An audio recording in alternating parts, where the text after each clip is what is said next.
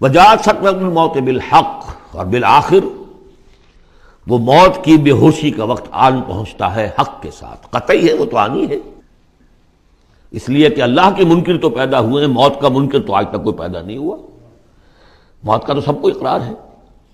بالحق ذالک ما کنت منہ تحید، یہی ہے نا وہ جس سے تم بھاگا کرتے تھے۔ بڑی نفسیاتی بات ہے، انسان اپنے موت کے تصور کو اپنے ذہن سے دور رکھتا ہے، یہاں تک کہ تھوڑا سا ارتعاش ہوتا ہے جب کسی عزیز کو کندھوں پر اٹھا کر لے جا کر اور قبرستان میں دفن کر کے آتے ہیں، تھوڑی دیر کے لیے تو اعصاب ہلے رہتے ہیں کہ منزل تو یہ ہے، جانا تو یہاں ہے، آج ہم اسے چھوڑ آئیں، کل ہمیں جانا ہے، بس اس کے بعد پھر وہی اپنا روٹین، وہی اپنے مسائل، وہی اپنے معاملات، وہی اپنی دلچسپیاں، پھر آدمی بھول جاتا ہے۔ ذالک ما کنت منہ تحید، اسی کو تم چاہتے تھے، اس سے ذرا دور رہو، اسے اپنے ذہن سے ٹالے رکھو۔ ونفخ فی الصور، پہلے وہ قیامت صغریٰ کا ذکر تھا جو ہر انسان کی ہے، سکرۃ الموت، سکرات الموت، نزع کا عالم، اور اب ہے وہ پوری دنیا کی جو قیامت، پوری دنیا کی جو موت آنی ہے، ونفخ فی الصور، سور میں پھونکا گیا یا جائے گا، ذالک یوم الوعید، یہ ہے وعدے کا دن۔ وجاءت کل نفس معہا سائق و شہید، اور ہر جان آئے گی، اس کے ساتھ ایک ہوگا دھکیلنے والا اور ایک ہوگا گواہ۔ دو فرشتے جو جہاں دنیا میں معمور تھے ریکارڈ تیار کرنے پر، اب ایک اس کو لے کر آئے گا جو کہ دھکیل رہا ہوگا، چڑھو ادھر کو، اور ایک کے پاس وہ سارا اس کا ریکارڈ ہوگا، شہید وہ ہوگا، اس کے پاس اعمال نامہ ہے۔ لقد كنت في غفلة من هذا، اللہ تعالیٰ فرمائے گا اے انسان تو آج کے اس دن سے غفلت میں رہا نا، لقد كنت في غفلة من هذا فكشفنا عنك غطاءك فبصرك اليوم حديد، تو آج ہم نے تمہاری آنکھ سے پردے ہٹا دیے، اٹھا دیے، آج تمہاری نگاہ کتنی تیز ہو گئی ہے، ہر شے نظر آ رہی ہے۔ اب وہ حقائق جو پردے کے پیچھے تھے، جو پہلے غیب میں تھے، جس پر کہ ایمان لانا مطلوب تھا غیب میں، الف لام میم ذالک الکتاب لا ریب فیہ ھدی للمتقین الذین یؤمنون بالغیب، آج وہ غیب کا پردہ ہٹا دیا گیا، اب تمہارے سامنے فرشتہ بھی ہے جو تمہیں بھانکتا ہوا لا رہا ہے، تمہارا اعمال نامہ جو ہے، دوسرے کے فائلیں جو ہیں وہ اس کے ہاتھ میں ہے۔ وقال قرینہ ھذا ما لدی عتید، اور کہے گا اس کا ساتھی، میری رائے ان حضرات کے ساتھ ہے کہ جن کے نزدیک یہ وہ شیطان ہے جو ہر انسان کے ساتھ دنیا میں ایک شیطان بھی لگا ہوا ہے، جیسے داخلی قوت شر ہے نفس، شیطان ساتھ باہر موجود ہے جو نفس میں پھونکے مارتا رہتا ہے، نفس میں اشتعال پیدا کرتا ہے، نفسانی خواہشات کو بھڑکاتا رہتا ہے۔ دوسری طرف انسان کے اندر روح ہے جو داعی خیر ہے، تو باہر فرشتے ہیں جو خیر کی دعوت دیتے ہیں۔ نحن اولیاؤکم فی الحیات الدنیا وفی الآخرہ، سورہ حامیم سجدہ میں ہم پڑھ کر آئے کہ نہیں، فرشتے ہمارے ساتھ ہوتے ہیں، وہ شاباش دیتے ہیں، کوئی نیک کام کر کے اگر ہمیں خوشی ہوتی ہے، یہ فرشتوں کی طرف سے ہمیں بشارت ہو رہی ہوتی ہے کہ اچھا کیا تم نے، کوئی گویا کہ اندر ہی سے آپ کو شاباش دے رہا ہوتا ہے کہ ہمت کی تم نے، بڑا اچھا کیا تم نے۔ کون ہے وہ فرشتہ ہے، نظر نہیں آئے گا۔ وقال قرینہ، وہ شیطان کہے گا جو کہ مسلط کیا گیا تھا اس پر، ھذا ما لدی عتید، پروردگار یہ حاضر ہے جو میرے پاس تھا، جو میری کسٹڈی میں تھا، جس پر مجھے تعینات کیا گیا تھا، اور وہ تھا، وہ حاضر ہے۔ اللہ فرمائے گا القیا فی جہنم کل کفار عنید، جھونک دو جہنم میں سب جو بھی ناشکرے تھے اور جو بھی مخالف تھے۔ اب یہ حکم کور کرے گا اس انسان کو بھی اور شیطان کو بھی۔ مناع للخیر، جو خیر سے روکنے والا، معتدن، حد سے بڑھنے والا، مریب، شکوک و شبہات میں مطلع رہنے والا، الذی جعل مع اللہ الہا آخر، جس نے اللہ کے سوا کسی اور کو بھی الہ بنایا اور پکارا اور پوجا، فالقیاہ فی العذاب الشدید، تو جھونکو اس کو بڑے سخت عذاب میں۔ اب اس کے رونگٹے کھڑے ہوں گے، وہ جو شیطان وہ سمجھتا تھا میں تو سرکاری کارندہ ہوں یہاں پر، لیکن یہ کہ یہاں جب حکم ہوگا تو وہ تو دونوں کو جھونکا جائے گا۔ قال قرینہ ربنا ما اطغیتہ ولکن کان فی ضلال بعید، وہ کہے گا شیطان اس کا ساتھی، پروردگار میں نے اس کو گمراہ نہیں کیا، یہ تو خود ہی جو ہے بڑی سخت گمراہی کے اندر تھا۔ تو گویا کہ وہ چاہے گا کہ میری جان بخشی کی جائے، جو میری کسٹڈی میں تھا وہ تو میں نے حاضر کر دیا لا کر۔ قال لا تختصموا لدی وقد قدمتم الیکم بالوعید، اللہ فرمائے گا میرے سامنے اب جھگڑو مت، جبکہ میں پہلے وعید بھیج چکا ہوں، سارا انذار کا حق میں نے ادا کر دیا، جنات کے لیے بھی انسانوں کے لیے بھی۔ وہ ہم دیکھ آئے ہیں سورہ احقاف میں، جنات نے حضور کا کلام سنا اور ایمان لے آئے اور داعی حق بن کر اپنی قوم میں واپس چلے گئے۔ ما یبدل القول لدی، میرے حضور میں بات تبدیل نہیں کی جا سکتی، میرا قانون، میرا ضابطہ جو بھی تھا وہ پورا ہوگا۔ وما انا بظلام للعبید، میں اپنے بندوں پر ظلم کرنے والا نہیں ہوں۔ یوم نقول لجہنم هل امتلأت، جس دن کہ ہم پوچھیں گے جہنم سے بھائی بھر گئی تو، تیرا پیٹ بھر گیا؟ وتقول هل من مزید، وہ کہے گی نہیں اور ہے کچھ، مجھے تو ابھی میرے اندر بڑی کشادگی ہے، اور آئیں جنات اور انسان اور مجھے بھرے۔ وَأُزْلِفَتِ الْجَنَّةُ لِلْمُتَّقِينَ غَيْرَ بَعِيدٍ، اور جنت قریب لے آئی جائے گی اہل تقویٰ کے، جو ان سے دور نہیں ہوگی۔ هَذَا مَا تُوعَدُونَ، اب ان سے کہا جائے گا یہ ہے جس کا وعدہ آپ لوگوں سے کیا گیا تھا۔ لِكُلِّ أَوَّابٍ حَفِيظٍ، ہر اس شخص کے لیے جو اللہ کی طرف رجوع کرنے والا ہو اور حفاظت کرنے والا ہو۔ حفاظت کس کی؟ جو امانت ہم نے دی تھی۔ ان عرضنا الامانۃ علی السماوات والارض والجبال فابین ان یحملنها واشفقن منها وحملها الانسان، ہم نے اپنی روح پھونکی دی تم میں، تم نے اس کا حق ادا کیا، اس کو محفوظ رکھا، اسے سلیم رکھا۔ الا من اتى اللہ بقلب سلیم، تو وہ جو انہوں نے حفاظت کی ہے۔ من خشی الرحمن بالغیب، جو ڈرتے رہے رحمان سے غیب میں ہونے کے باوجود، بن دیکھے۔ وجاء بقلب منیب، اور لے کر آئے ہیں وہ قلب سلیم، قلب منیب، اللہ کی جو امانت تھی اسے پوری سلامتی کے ساتھ، حفاظت کے ساتھ رکھ کر لوٹا رہے ہیں۔ ادخلوها بسلام، داخل ہو جاؤ اس جنت میں سلامتی کے ساتھ۔ ذالک یوم الخلود، اب یہ دن ہے ہمیشہ رہنے والا، اب تمہیں یہاں جنت سے نکلنے والا مرحلہ کوئی نہیں آئے گا۔ لہم ما یشاؤون فیہا ولدینا مزید، ان کے لیے وہ سب کچھ تو ہے ہی کہ جو وہ چاہیں گے، اور ہمارے پاس اور بہت کچھ ہے۔ وہ اور بہت کچھ کیا کچھ ہے؟ تین درجے سمجھیے قرآن مجید میں مختلف مقامات پر جنت کے۔ ایک تو جو کچھ نفس انسانی میں داعیات ہیں خود اللہ نے رکھے ہیں، ان سب کی بھرپور تسکین کا سامان، یہ تو نمبر ایک ہے، پہلے ہی سے موجود ہوگا۔ نمبر دو، ہر شخص اپنی ذہنی سطح کے مطابق جو مانگے، یہ مختلف ہوں گی۔ کسی دیہاتی کی اپنی ذہنی سطح ہے، وہ کیا مانگے گا، اور کسی عالم اور فاضل کی اپنی ذہنی سطح ہے، کوئی فلسفی جو ہے وہ کچھ اور مانگے گا۔ کچھ لوگ ہوں گے کہ جو کچھ نہیں چاہیں گے سوائے اللہ کی ذات کے، جیسے کہ رابعہ بصریہ کا قول آتا ہے، ایک یوں سمجھیے کہ ایک جس جذب کے عالم میں کہ ایک روز نکلی ہے گھر سے، ایک ہاتھ میں ایک لوٹے میں پانی تھا اور ایک ہاتھ میں ایک قندیل، مشل، کہ رابعہ کہاں چلی؟ کہ میں اس مشل سے تو جنت کو جلانا چاہتی ہوں، اور یہ لوٹے میں پانی ہے، اس سے میں دوزخ کو بجھانا چاہتی ہوں، تاکہ لوگ دوزخ کے ڈر اور جنت کے لالچ میں اللہ کو نہ چاہیں، اللہ کو اللہ کے لیے چاہیں۔ تو ایسے بھی ہوتے تو آیا نا، یریدون وجہہ، انہیں اللہ کی رضا کے سوا، اس کے چہرے کے سوا کچھ نہیں چاہیے، یریدون وجہہ، تو وہ لوگ بھی ہوں گے۔ پھر وہ تیسری چیز ہے جو اللہ نے فرمایا کہ پھر ہم وہ کچھ بھی دیں گے، ما لا عین رات، یہ حدیث کے الفاظ ہیں لیکن قرآن میں سورہ سجدہ میں آ چکا ہے۔ فلا تعلم، کوئی شخص نہیں جانتا، فلا تعلم نفس ما اخفی لهم من قرۃ اعین، آنکھوں کی جو ٹھنڈک کا سامان ہم نے فراہم کیا ہوا ہے۔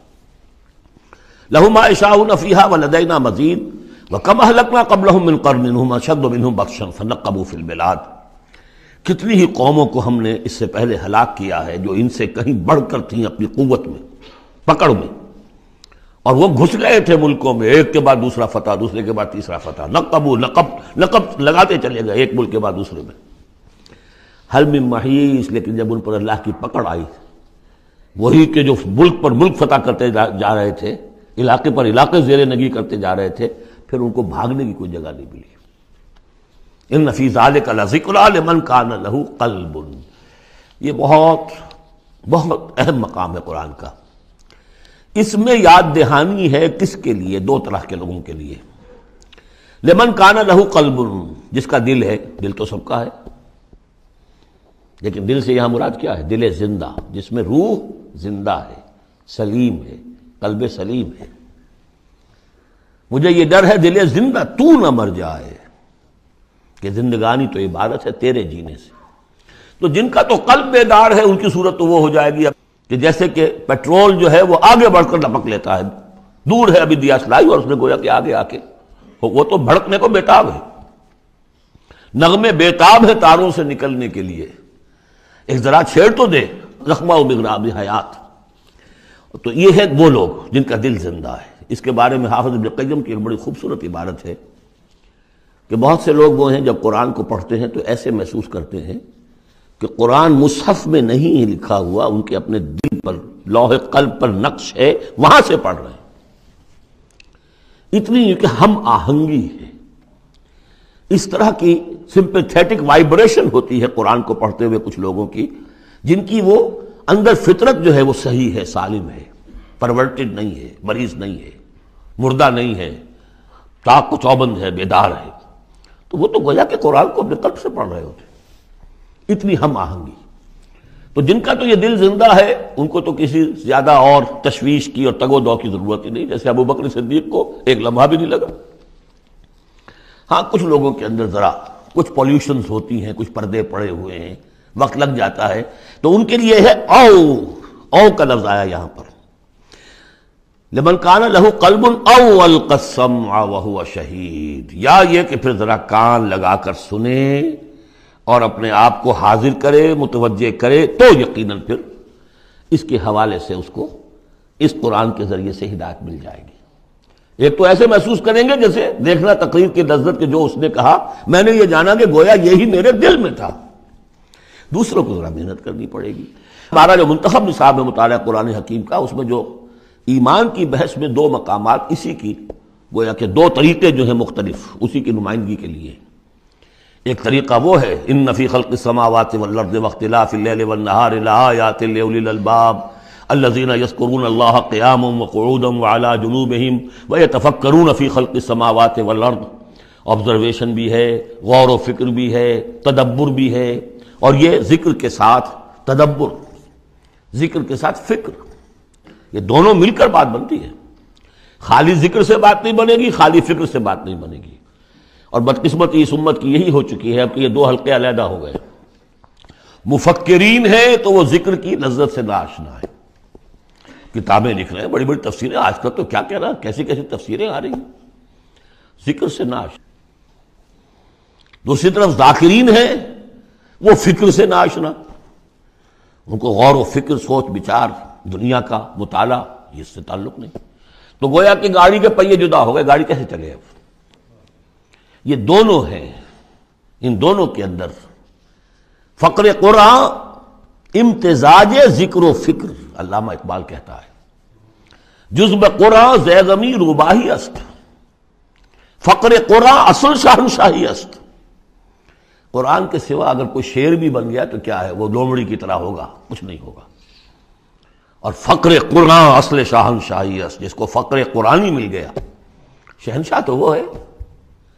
لیکن فقر قرآن کیا ہے؟ فقر قرآن ارتباط یا امتزاج ذکر و فکر، دو چیزیں جب ذکر و فکر مل جاتی ہیں۔ فکر را کامل نہ دیدم جز بذکر، فکر کبھی کامل نہیں ہوگا جب تک کہ ذکر ساتھ نہ۔ یہ ایک طریقہ تو یہ ہے جو سورہ آل عمران والے اس آخری حصے میں آیا۔ ایک طریقہ وہ ہے قلب کو صاف کر لیجئے، اس کی کدورتیں دور کر لیجئے، اس کے آئینے میں قرآن خود بخود منعکس ہو جائے گا اور اس کو جگمگا دے گا۔ یہ ہے جو آیات نور کے اندر ہے، نور علی نور، نور فطرت اور نور وحی مل کر نور ایمان کی تکمیل کرتے ہیں۔ ان فی ذلک لذکری لمن کان لہ قلب او القی السمع وہو شہید۔ عام طور پر لوگوں نے اس او کو واو بنا دیا ہے، اس لیے کہ اس گہرائی میں جا کر ان دو چیزوں کا علیحدہ، یہ دو اپروچز مختلف ہیں، اس کو سمجھا نہیں تو اس کو کہا کہ او جو ہے یہاں واو کے معنی میں اور نہیں، او ہے یہ۔ وَلَقَدْ خَلَقْنَا السَّمَاوَاتِ وَالْأَرْضَ وَمَا بَيْنَهُمَا فِي سِتَّةِ أَيَّامٍ، اور ہم نے آسمانوں اور زمین کو اور جو کچھ ان کے مابین ہے پیدا کیا 6 دنوں میں۔ وَمَا مَسَّنَا مِن لُغُوبٍ، ہمیں کوئی تکان تاری نہیں ہوئی۔ یہاں اصل میں نفی ہو رہی ہے کہ تورات جب گم ہو گئی تھی تو جب اس کو دوبارہ یادداشت سے مرتب کیا گیا تو مرتبین انسان تھے، وہ نبی تو تھے نہیں، تو ان کی یادداشت نے ٹھوکریں کھائیں، تو غلط چیزیں بھی تورات میں شامل ہو گئی. تو اس میں وہ بھی الفاظ آ گئے کہ اللہ نے آسمان اور زمین 6 دن میں پیدا کیے اور 7ویں دن اس نے آرام کیا. تھک گیا تھا نا. یہی ویکینڈ کا تصور ہے جو چلا آ رہا ہے تورات، جو یہودیوں میں بھی اور عیسائیوں میں بھی. اس لیے کہ تورات میں 7واں دن آرام، اللہ نے آرام کیا تم بھی آرام کرو. ہمارے ہاں کوئی تصور اسلام میں ویکینڈ کا نہیں ہے، اور اس کی نفی کر رہا ہے اللہ. وما مسنا من لغوب، ہمیں کوئی تکان تاری تو نہیں ہوئی کہ ہمیں کسی آرام کی ضرورت ہوتی. فاصبر علی ما یقولون، تو اے نبی آپ صبر کیجئے اس پر جو یہ کہہ رہے ہیں. وسبح بحمد ربک قبل طلوع الشمس وقبل الغروب، اور اپنے رب کی تسبیح و تحمید کیجئے سورج کے طلوع ہونے سے قبل اور سورج کے غروب ہونے سے قبل. اب یہ ابتدائی 4 سال ہے جن میں ابھی نمازوں کا وہ نظام الاوقات نہیں بنا تھا، وہ تو 11ویں سال میں جا کے بنا ہے. سورہ بنی اسرائیل میں جب نازل ہوئی ہے اور جب کہ معراج ہوا ہے آپ کا، معراج میں یہ 5 وقتوں کا نماز کا نظام دیا گیا. اس وقت تک تو یہی ہے صبح و شام اللہ کا کچھ یاد ہو، یا اس سے پہلے جو ہے وہ رات بھر کھڑے رہو 2 تہائی یا تہائی، کم سے کم 1 تہائی شب، وہ اور علیحدہ نظام تھا. تو قبل طلوع الشمس والی نماز ہی اب ہماری فجر کی نماز بن گئی ہے، اور قبل الغروب والی نماز ہماری عصر کی نماز بن گئی ہے. یہی بات ہم سورۃ طٰہٰ میں پڑھ چکے ہیں. قبل طلوع الشمس وقبل غروبها ومن اللیل فسبح، اور رات کے حصوں میں بھی اس کی تسبیح بیان کرو. وادبار السجود، اور نمازوں کے بعد سجدوں کے بعد پھر بیٹھ کر بھی کوئی تھوڑی سی تسبیح کیا کرو. جیسے نمازوں کے بعد تسبیح فاطمہ ہے 33 مرتبہ سبحان اللہ، 33 مرتبہ الحمدللہ، 33 یا 34 مرتبہ اللہ اکبر. وَاسْتَمِعْ يَوْمَ يُنَادِ الْمُنَادِ مِن مَّكَانٍ قَرِيبٍ، اور کان لگا کر سنتے رہو، اس دن کے منتظر رہو جبکہ پکارنے والا پکارے گا بہت قریب کی جگہ سے. یعنی جب سور پھونکا جائے گا تو ہر ایک کو یہ محسوس ہوگا جیسے براہ راست میرے کان کے اندر ہی آ رہا ہے، بہت قریب سے، اور بہت زوردار آواز ہوگی. وہی تو پھر موت کا ذریعہ بنے گی، اور اسی سور کو پھونک کر پھر بس بعد الموت ہوگا. یہاں دوسرے کا ذکر ہے یوم یسمعون الصیحۃ بالحق، جس دن کہ وہ سنیں گے چنگھاڑ حق کے ساتھ. ذالک یوم الخروج، یہ ہے اب نکلنے کا دن.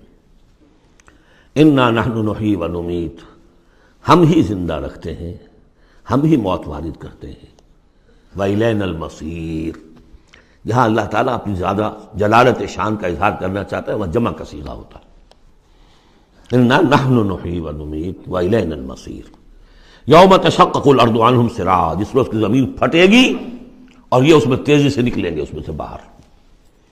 ذالک حشر علینا یسیر، یہ جمع کر دینا ہمارے لیے بہت آسان ہے، کوئی مشکل نہیں. نحن اعلم بما یقولون، اے نبی ہم خوب جانتے ہیں جو کچھ یہ کہہ رہے ہیں، یہ کہہ رہے ہیں یہ مجنون ہیں، یہ کہہ رہے ہیں کہ یہ شاعر ہیں ساحر ہیں، شروع کی جو باتیں تھیں. وما انت علیہم بجبار، ہم نے آپ کو ان پر کوئی زور دے کر نہیں بھیجا ہے کہ زبردستی آپ انہیں حق کی طرف لے آئیں. فذکر بالقرآن من یخاف وعید، پس تذکیر کیجئے قرآن کے ذریعے سے ہر اس شخص کو کہ ذرا سا بھی جس کے اندر کوئی تھوڑی سی روح زندہ ہوگی اور احساس ہوگا، اخلاقی حس جو ہے مردہ نہ ہو چکی ہوگی، وہ ضرور سنے گا اور وہ آپ کی اس تذکیر سے فائدہ اٹھائے گا. اب یہاں نوٹ کر لیجئے، تذکیر بھی قرآن کے ذریعے سے، تبشیر قرآن کے ذریعے، انذار قرآن کے ذریعے، تبلیغ قرآن کی، تزکیہ نفس قرآن کے ذریعے، اور کس طرح امت نے اس قرآن سے اپنے آپ کو دور کیا ہے.